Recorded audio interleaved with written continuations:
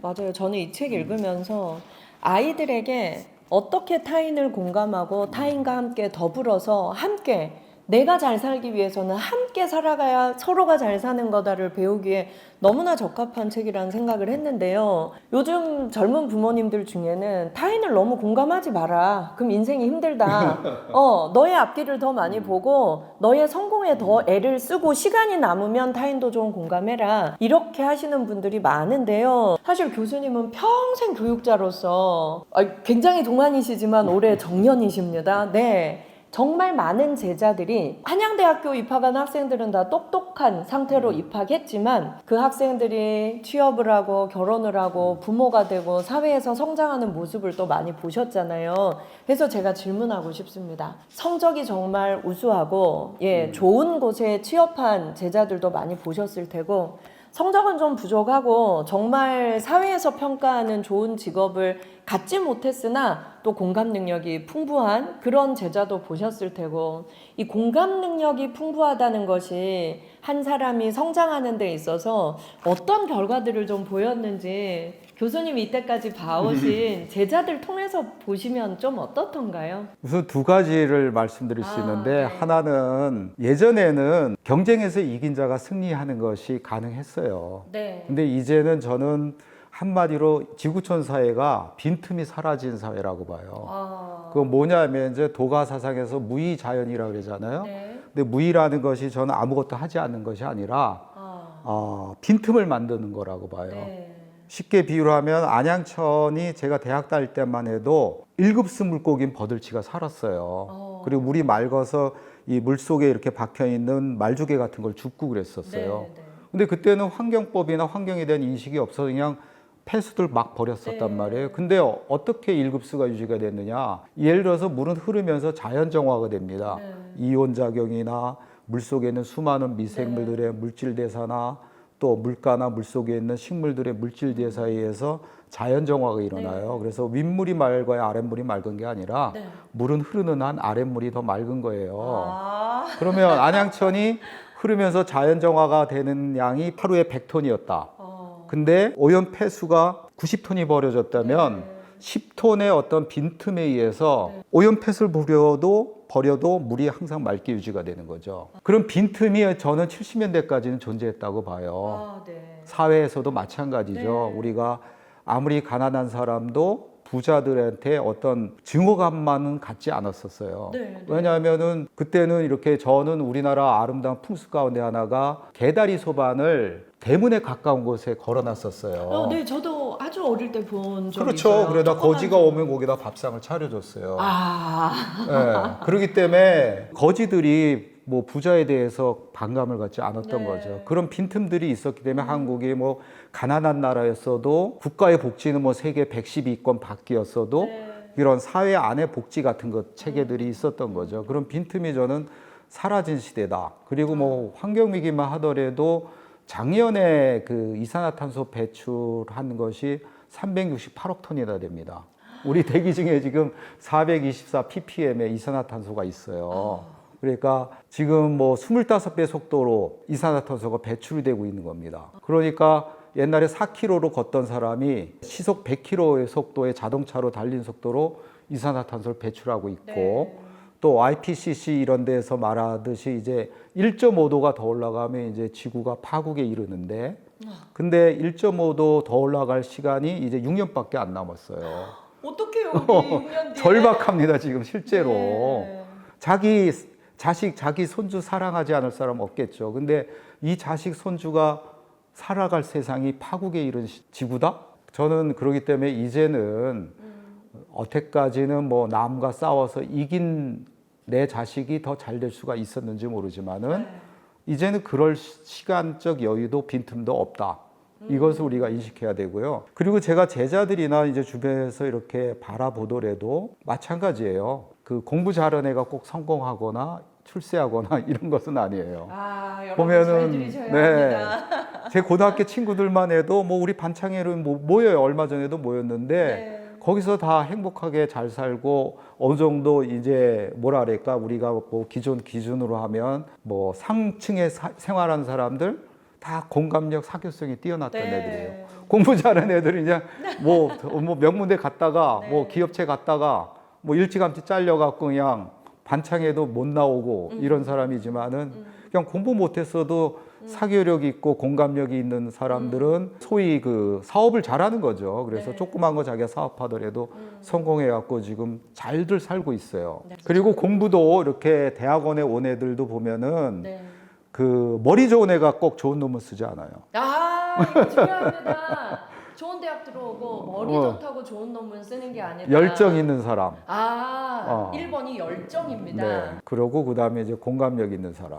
아, 실질적으로 우리 인류 역사를 봐도 그렇습니다. 700만 년 인류 역사인데요. 우리 뇌에는 미러 뉴런 시스템, 그러니까 네. 거울 신경세포 체계가 있어요. 네. 이게 발달한 이유가 뭐예요?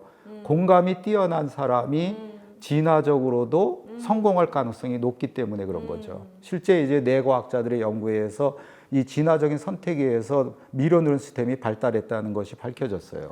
여러분 오늘 진짜 중요한 얘기 나왔어요. 정말 우리 아이들을 잘 키우려면 공감 능력부터 키워야 한다. 그리고 자, 첫 번째가 열정이 있어야 한다. 두 번째가 공감 능력이 있어야 한다. 진짜 공감 능력이 없으면 타인에 대해서만 공격적인 게 아니라 자기 삶에 대해서도 귀한 것, 감사를 몰라서 정말 40살만 넘어서도 인생이 피폐해지고 관계에다 문제가 생기기 시작하더라고요.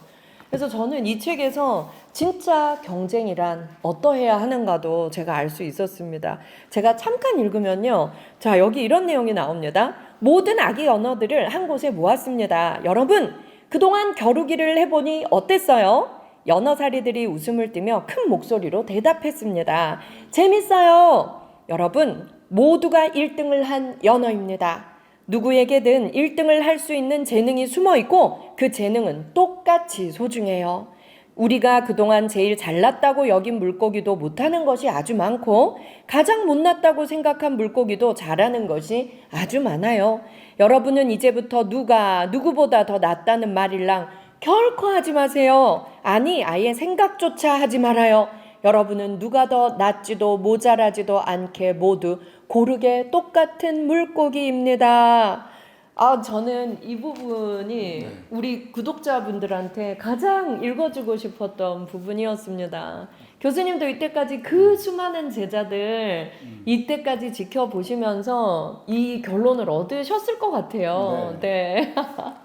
아, 이제 우리 아이를 키울 때도 사실 한국 부모님들이 전 세계에서 내 아이를 잘 키우고 싶어서 눈에 돋보기를 쓰고 단점만 골라내고 지적을 하고 야단치고 옆집 아이랑 비교하고 이런데요. 그런데 외국의 교육들을 보면 내 아이의 장점 키우는데 초점이 맞춰져 있는 교육들이 많더라고요. 정말 모든 아이들은 다 1등을 할 만한 가치가 있다라고 생각하십니까? 어머니들 그 내 아들이나 딸이 만약에 옆집 아이보다 아니면 친구 아이보다 더 못하다고 생각이 될 때요. 못하다고 생각하면은 그거는 어머니가 아직 내 아이의 장점을 발견하지 못한 거지 실제 못한 것이 아닙니다. 실제로 제 가장 친한 친구 아들이 그렇게 공부를 잘하는 사람이 아니었어요. 네. 그래서 제가 이제 조언을 했어요. 일종의 멘토 역할을 했죠. 네. 근데 그 사람이 지금은 상당히 이제 성공한 사람이에요.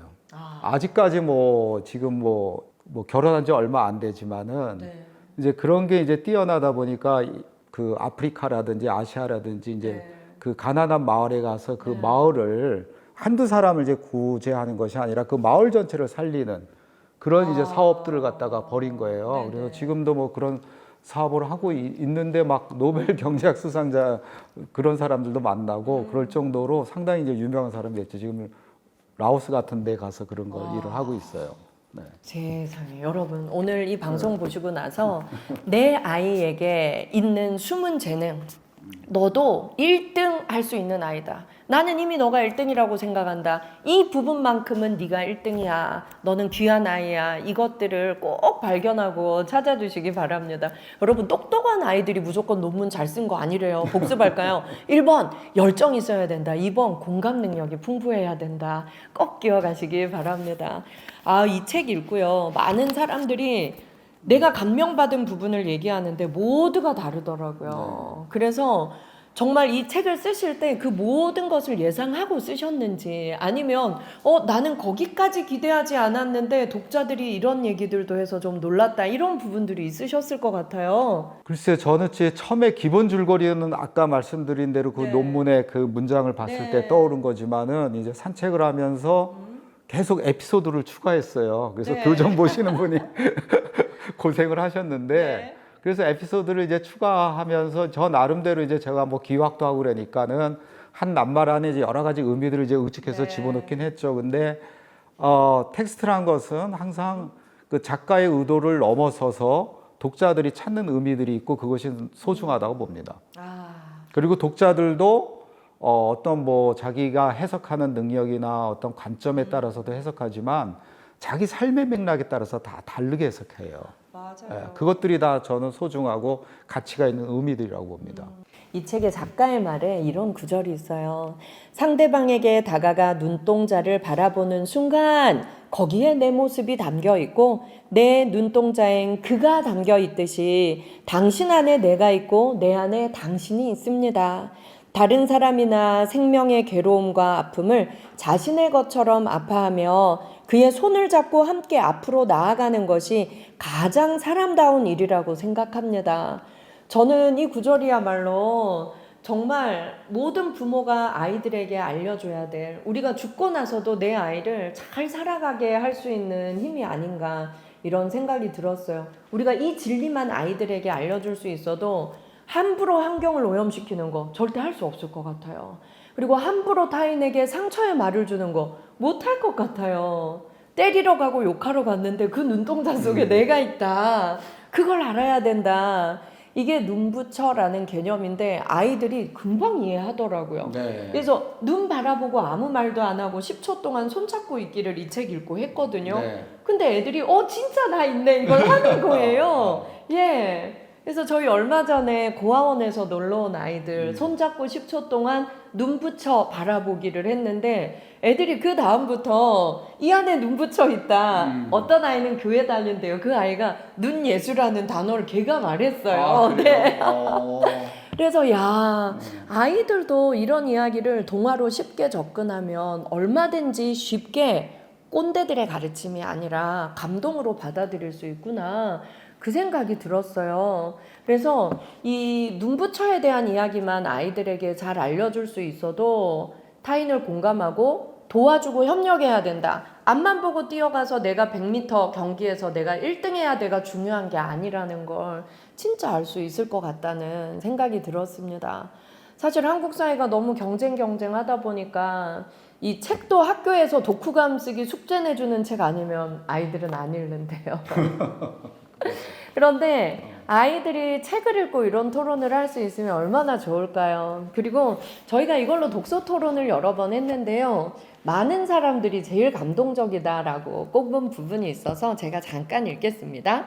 한숨을 쉬며 이든이 셋째예요. 이든이 물었습니다. 언니, 왜 우리는 엄마가 없지? 새 아기 연어는 그제서야 비로소 다른 물고기들은 모두 어미가 있는데 자신들만 없다는 사실을 깨달았습니다. 이든은 한숨을 쉬며 말했습니다. 다른 물고기들은 몸집이 더 큰 물고기가 잡아먹으러 오면 어미 물고기가 물리쳐 주는데 어디 그뿐인가? 따스하게 가슴 지느러미로 품어주면서 놀란 마음을 달래줄 거야. 먹보인 마루도 맞장구를 쳤습니다. 맞아! 우리는 노른자 주머니가 사라지면 혼자 먹이를 구하러 다녀야 하는데 다른 물고기들은 엄마가 먹이를 잡아다 주잖아. 아리도 길게 한숨을 내쉬며 보탰습니다. 그래, 엄마가 안 계시니 우린 다른 물고기와 달리 이 물속 세상을 알 수 없어. 이 세상에는 무엇이 있고 그들이 우리와 어떤 사이인지 아무도 가르쳐주지 않아. 우린 어떤 짐승이 해로운지 이로운지 어느 이끼가 몸에 좋은지 나쁜지 알지 못해. 어떤 짐승을 어떻게 잡고 또 어떻게 피해야 하는지 몸이 가는 대로 하거나 홀로 다치거나 죽음을 무릅쓰면서 배워야 해. 무엇보다 우리는 엄마 사랑을 받을 수 없어. 셋은 엄마 연어의 얼굴을 떠올리려 애썼습니다. 우리 엄마도 우리랑 비슷한 모습이겠지? 그리움이 가득 여울이 되어 일렁이었습니다. 셋은 엄마를 찾아 나섰습니다. 주부 독자들이요, 이 부분 읽으면서 자기 이야기인 것 같아서 울면서 여기서부터 시작했대요. 이거 초반부거든요. 그런데 여기에 대한 깨달음이 이 책 뒤로 가면 나옵니다. 근데 이름을 너무 셋 다 잘 지으셨어요. 그래요? 그리고 얘들이 처음에 이 얘기를 하는 걸 너무 잘 집어 넣으셨어요. 이 스토리가 어느 날 한꺼번에 머릿속에 다 어느 날 다 떠오르셨나요? 한꺼번에 다 떠오르진 않았죠. 아까 말씀드린 대로 기본 줄거리는 떠올랐지만은 계속 에피소드를 이제 산책하다가 생각이 날 때마다 추가를 했죠. 근데 저는 진짜 교수님이 이렇게 상상력이 풍부하고 동심이 많으신 분인 줄 몰랐어요. 어려운 논문만 잘 쓰시는 줄 알았어요. 그리고 우리 이도훈 교수님은 제가 독일에서 잠시 연구할 때도 교수님이 만든 화쟁 기호학이라는 정말 놀라운 이론 분야가 있습니다. 그런데 외국 학자들도 깜짝 놀라서 영어책을 구할 수 없느냐 했는데 진짜 아직 영어책이 없어서 아쉽습니다. 그래서 저는 정말 동심은 별로 없으실 줄 알았어요. 그런데 정말 교수님 마음에 이렇게 동심이 많았구나. 그리고 진짜 감동적인 거 제가 하나 읽어드릴게요. 이 책에서 이 연어 3마리가 엄마를 찾아서 정말 많은 경험들을 하죠. 그리고 마지막에 이 얘기가 나옵니다. 가만, 우리 엄마가 죽었다고요? 돌아가신 거예요? 아리는 금세 눈물을 뚝뚝 떨어뜨리면서 되물었습니다. 당신을 낳기 위해 모든 힘을 다 써버린 탓입니다. 모든 연어들은 고래 넘칠 바다에서 여기까지 헤엄쳐 와선 아무것도 먹지 않은 채 여울을 건너고 폭포도 건너뛰며 올라가고 마지막 남은 힘을 다해 꼬리 지느러미를 흔들어 둥지를 파고 알을 낳고는 마침내 거룩한 죽음을 맞이하죠. 그리고 이제 당신도 내일쯤이면 저 위 당신 엄마가 알을 낳은 그 근방 어디선가 알을 낳고는 당신 엄마와 똑같이 삶을 마감할 것입니다. 그것이 연어의 숭고한 운명이랍니다. 아리는 눈물을 훔치며 재차 물었습니다. 제 몸 안에 엄마가 있다는 말씀은 무슨 뜻이지요? 당신은 4대 태전에 알에서 깨어난 후에 엄마의 몸이 만든 알의 노른자를 먹고 이어서 꼬리 물풀과 꼬마벌레를 더 자라서는 이끼와 강도래벌레를 먹었을 겁니다. 네, 그랬지요. 꼬마 물풀과 꼬마벌레, 이끼, 강도래벌레, 다른 물고기 새끼에 이르기까지 당신이 태어나서 이 냇물에서 먹은 모든 생명들이 당신을 낳고 죽은 엄마 몸을 먹고 자랐습니다. 아리는 놀라는 표정으로 가슴 지느러미로 자신의 몸을 쓰다듬으며 말했습니다. 제 몸에 엄마의 몸이 그럼 나도? 고운치는 고개를 끄덕이며 말을 이었습니다. 당신도 마찬가지죠. 저 먼 바다의 먹이들을 꼬마 물풀과 꼬마벌레가 먹었고 그것을 먹은 새우와 물고기를 당신이 먹지 않았나요? 당신이 알을 낳고 죽으면 당신 몸을 꼬마 물풀과 꼬마벌레, 이끼가 먹고 이를 다시 강도래벌레나 새우가 먹고 몸을 키웁니다.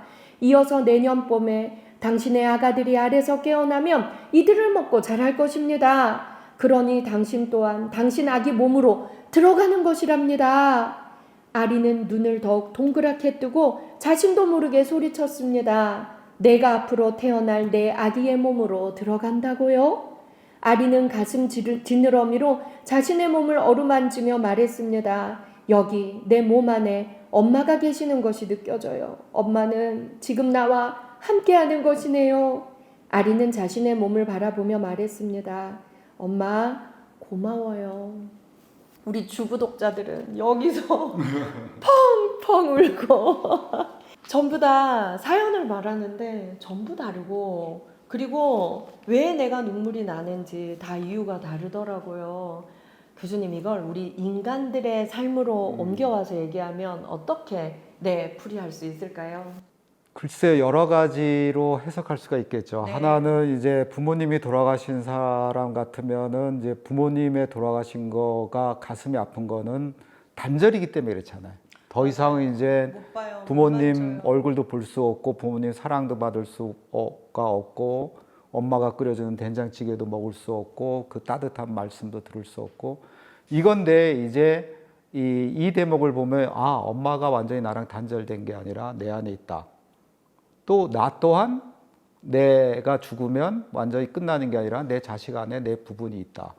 이런 생각을 하는 것이 가장 이제 크겠고 그 다음에 이제 아리가 이렇게 결국은 이제는 엄마를 찾았지만은 결국은 실제 엄마는 못 찾았지만 자기 안에 엄마가 있는 걸 알게 된 것처럼 이제 우리 어머니들이 많은 고생들을 이제 하잖아요.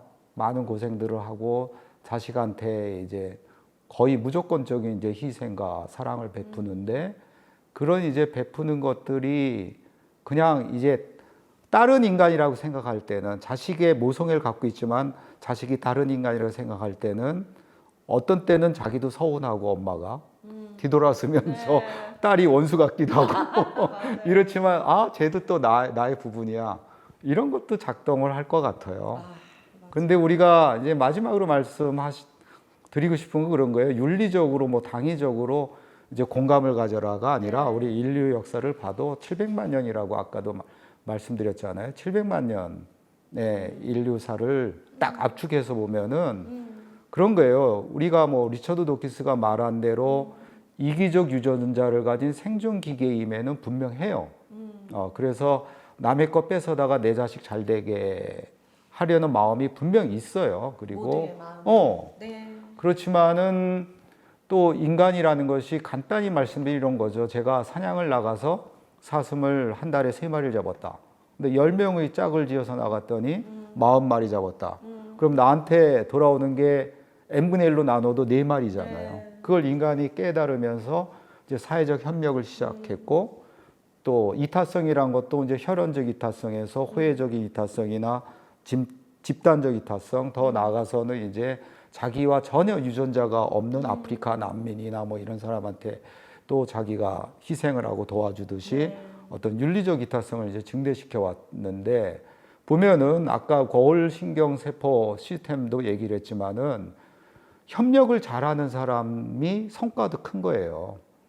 그러니까 예를 들어서 엄마가 돌아가셔갖고 굉장히 슬픔에 잠긴 사람 보고 사냥 가자 그러면 가겠어요? 못 가죠. 그걸 빨리 알고 아 오히려 그걸 위로해 줄 때 그 사람이 나중에 나랑 같이 사냥을 가서 더 나를 위해서 사냥을 잘하겠죠.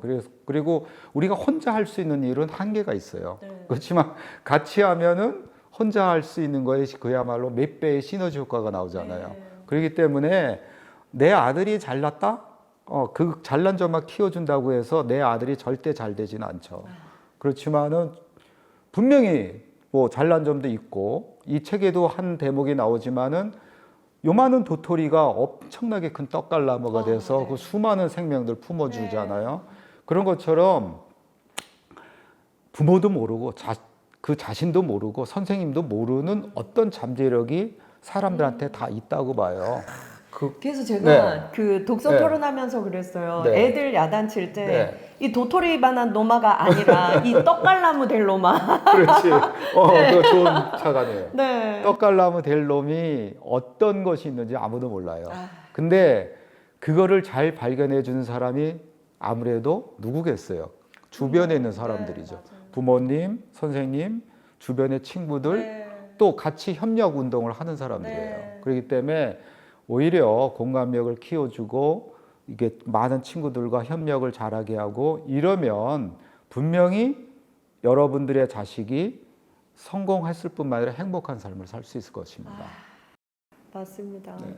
이런 걸 진짜 제일 잘 알려줘야 될 사람이 부모인데 우리 부모도 전부 다 부모를 처음 해보시다 보니까 몰라서 못 알려주는 게 정말 많은 것 같아요. 그래서 우리가 먼저 배우고 아이들한테 알려주면 얼마나 좋을까 이 생각을 많이 했습니다. 사실 우리가 아이들에게 경제적인 자산을 물려주는 것보다 이런 가르침만 잘 물려줘도 이 아이는 부모가 돌아가신 후에도 얼마든지 오랫동안 잘 살 수 있잖아요. 그렇죠. 저도 대학생 때 저희 아버지가 돌아가셔서 저는 아버지에 대한 결핍이 너무너무 큰 사람인데요.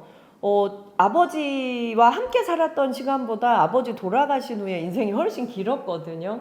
그런데 제 안에 아버지 있다라는 게 이 책을 읽으면서 너무 많이 느껴져서 저도 좀 많이 울었어요. 저희 아버지가 저한테 공부는 못해도 되는데 좋은 책을 많이 읽어야 된다. 그래서 늘 좋은 책을 많이 저한테 사주기도 하셨고, 쉬는 날마다 부산 시립도서관에 데리고 가서 책을 어떻게 읽고 어떻게 빌리는지를 알려주셨어요. 그리고 사람을 살리는 글을 쓰고 사람을 살리는 말을 하는 사람이 되거라. 저는 그 문장이 이때까지 저를 키웠다는 생각이 그렇죠. 듭니다. 그래서 저는 아버지 돌아가셨을 때 저에게 남은 유산이 학자금융자밖에 없었거든요. 그래서 원망 많이 했어요. 근데 그런 것들이 내 안에 와서 내 아버지가 내 안에 살아 계시는구나. 그래서 이 책 읽으면서 참 아버지에게 감사하다 이 생각을 참 많이 하게 되었습니다.